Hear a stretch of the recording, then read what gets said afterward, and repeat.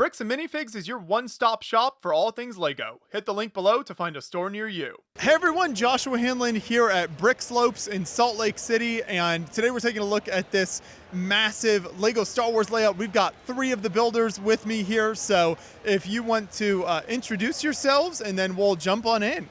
Yeah, of course. So this is TideBreaker Station. There was 4 of us that put this one together. It's myself, Colton Maag. We got TJ Leany, Dallen Powell, and then my wife, Siara Maag. All just kind of worked on this together. Yeah. So if you want to give us kind of an overview of the story and what we have happening here. So we want to do a kind of classic trilogy Rebel base, but nothing super specific, screen accurate, whatever.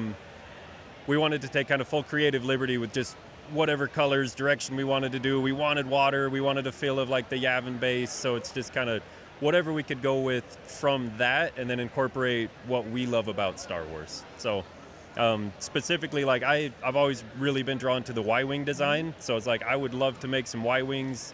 So that was kind of what started this. So we were talking about it last year at BrickSlopes of like, we all love Star Wars, none of us have done a big Star Wars build, let's get together and bring one back next year. So that was kind of where we started with this, and then it just kept morphing into slightly bigger, slightly crazier, let's add some more movement, and this is where we ended up. I love that. Why don't you go ahead and tell us a little bit more about the Y-Wing design then, and then we'll take a look at more of the base. Okay, so I brought a Y-Wing to my first BrickSlopes about 6 years ago. It was my own mock as well, and I've always just felt like I could do a little bit better, but I never revisited it. So this time I was just like, I'm going to do it. It's been on the bucket list. Let's make it happen. So I've been on and off working on this for like the last year, and it is way cleaner. I almost brought the original, just be like, hey, check this out, but then I forgot it. So here we are. I wanted to go with the blue squadron rather than like your regular gold squadron color scheme. It just super interesting. We'll change it up a little bit. You don't see it very much. And it just plays really well with all of the other colors we had going on here. So we ended up with like a lot of snot technique. The full underside of that is also inverted everything, so it's all super clean everywhere. The front's got 4 different joints on that, all kind of compiling together to get a forward slope to it with the inner slope, and then the cockpit is all... It was a lot of work in that thing. You really didn't want to make it easy on yourself. I didn't. I was just like, I want to nail this as close as I can get and kind of as cleanly as possible. And it's, like I said, it's been on my mind for like 6 years. And I'm like, I've got a lot of ideas of what I would like to do with it. So let's make it happen. So that's kind of what I was working on for a lot of this build. Yeah. TJ, if you can, why don't you tell us a little bit about some of the landscaping, like the water area, these rock works, and some of how that came together for you guys? Absolutely, love to. The layout we wanted to keep very open. One thing that we've been thinking about for years is how do we make a base that people can look at and see all the details. You put a ton of work into a build, and you're like, no, we want people to see the inside. And that's where some of this layout, like the very large door, our original sketch was kind of to have a door that opened with a switch. We decided against it because we were like, no, it needs to be bigger, it needs a larger opening and needs more lights. I was kind of the lights guy for part of it, and I'm like, needs more lights, and it was fun to fit all of it in. The back side of it was a pipe dream, to say. We decided at the beginning, we're like, what if we had an open side of it so it looks like the whole base has been cut out of the mountain, but we wanted to have an open corner on the base. Having an open corner on something this scale was something we'd never tried before. This is actually our first large Star Wars build. We'd never tried Star Wars like this before. We've done a few smaller things here and there, each of us, but coming up with something that was open was kind of at the forefront of our thinking.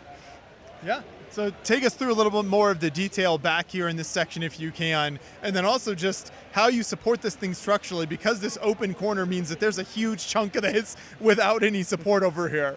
It was a little scary to think about. We started with the base down here. The base is very thick because we needed a lot of Technic structure underneath it, as well as space for the wiring. So it started out with laying out like what sections is this going to cut into. And The back corner has a Technic structure that's pulling. It's got tension on the inside of it that allows the bricks to not separate apart. The other key to it was definitely the edge around the front face. The plate here the tile here is 5 plates thick beneath it. And the 5 plates allow it to be very rigid and make a C shape along the side here. So 5 plates thick all the way down, all the way through, and gives it a laminated kind of a plate structure along with the tension that goes from the front corner all the way to back with Technic inside of it. That's very impressive that you were able to engineer that. And then I know you mentioned the lights as well. So what are some of the scenes that you incorporated lights into? Oh, yeah. We wanted to make sure that each scene kind of felt a little bit like a movie scene, or even maybe part of a Lego Star Wars video game, even though we didn't copy any specific level. So the top control center right there, we wanted to have like just lights and control panels that interested in people and gave people a reason to look underneath and just feel like you get sucked into the Star Wars game, to feel like it's the Star Wars theme. And we wanted to make it very clean. We didn't leave a lot of studs facing anywhere. The ceiling is very clean and the floors only have studs facing up where we needed to attach things. The lighting, we tried to make it so it looked realistically lighting as best we could with the power function lights we had on hand. So all the lights within this build are power functions. They're all run off of the the train regulators built into the base of it. Yeah. Speaking of that, we'll move to our third builder then. Dallen, if you want to tell us a little bit more about kind of the mechanics of this build and then also take us through kind of this top section up here. For sure, yeah. So one of the big things we wanted to do with this build was to have a moving landing platform. When Colton first proposed the idea of a Y-wing, we were excited by the idea of just having something that could move, that could show off all sides of the Y-wing, something you could sit and look at it as it spun and had lights on it. So that kind of introduced the problem of how do you make something large and sturdy that can move, and we settled on 9-volt train tracks. So this is a fairly complicated system with a stacked set of tracks. So one that allows the little car to move around, and then a second one that we ended up reworking to have power functions motors, but it's what supports the actual center platform. It's on a ring gear with 2 power functions motors, and that lets it be on its own and show off all sides of the Y-wing. Yeah. No, I think it works very well. It also just adds such a nice dynamic feel to the build with the movement there and even kind of the gun on the corner over there as well. Yeah. So the gun over there was actually Colton's design and has a really fun motion to it with the gear, rack, and pinion system. You'd have to ask him about that one. But And then if you can, take us up top here. So we kind of go from all this gray to this really nice landscaping. What is happening on the top of the build? yeah, so the most exciting thing up here is, of course, the crashed TIE Fighter. And this is something I've wanted to do for a long time. I built this TIE Fighter a couple years ago, and it's really fun when it's clean and nice. You know, the Empire, it's shiny. But being able to crash it and light it on fire and have it missing a panel and debris scattered everywhere, it's just so much more exciting and brings a lot of life to the build. So every single flame has a light under it, lit by power functions. So every single flame emits light, and it casts a really nice orange glow and shows off the TIE Fighter well. And there's even some red lights inside the cockpit, so you can see everything in there. What else do we have up top here? So there's a lot of foliage here. We really like the idea of magenta. So we have a lot of magenta trees. These just kind of bring a splash of color up top.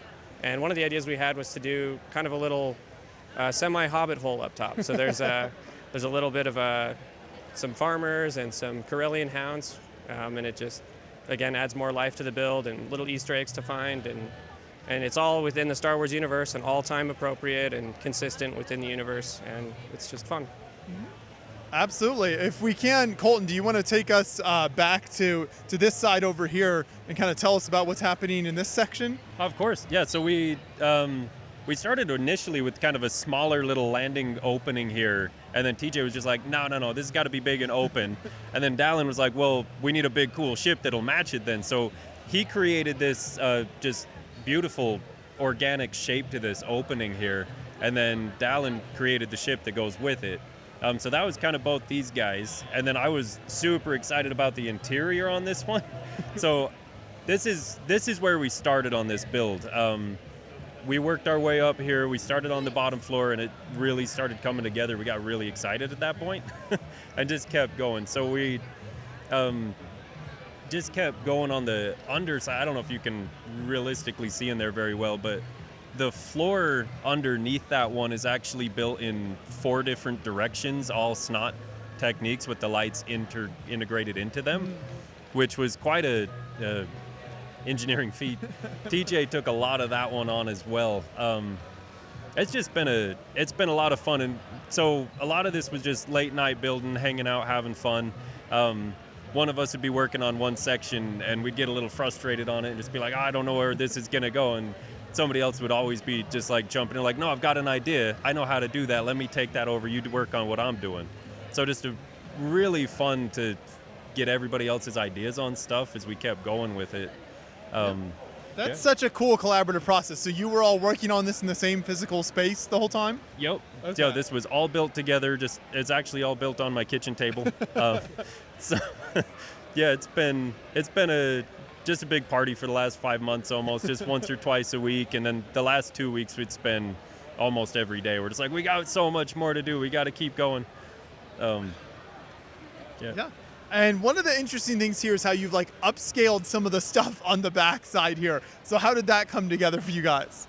Well, so like we were saying, we wanted that door at the front to open initially. So I built this switch in because like we need to be able to move it. And then that idea just ended not coming together. And TJ was just like, well, I really want a crane in here. So TJ can show us how this crane is operating here. So it's a fully operating crane. Fully as in it moves back and forth and up and down. So this little switch is connected to a power function switch behind it, and all you do is push it left and right and it will lower it down directly on top of our beautiful Y wing. That's so cool though. Thank you. The structure was very tricky. We were trying to figure out how on earth we're going to get this crane suspended from the ceiling, and it took a couple nights of just working with different rails. Like we decided to go with this roller coaster track, but it was a little bit too thick sticking out completely from the bottom. So the roller coaster track, you can only see half of it on its side, and then we've got one roller coaster track that it actually rides across with a corkscrew gear across the top that pulls a little trolley that is our pulley.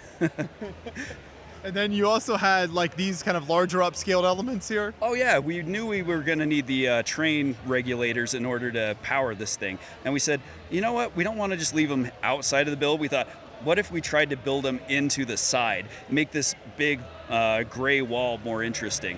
And that's where we said, what if these are control panels, and how would it look with some upscaled elements? And I think it looks all right. Absolutely. And as we make our way back around to the front side then, if you want to tell us a little bit more about the water section and kind of how the beach came together. So beach section was, none of us had a lot of clear brick or tile. We're just like, how are we going to make this happen? And we wanted some nice wave texture, and the whole idea here is just a really clean color palette. We didn't want to start jumping in a bunch of colors. We're like, we're going to keep water just as this, nice and clean. How do we do this? And so snot technique came in, and we're just like, let's see what we could do with some slopes and get some nice curves happening. And this, again, just that same collab, I came up with the initial kind of concept of like, hey, look at this curve of a wave. And then I believe it was Dallen that came up with our kind of this color of the cresting over the top of it, and it just really tied that in.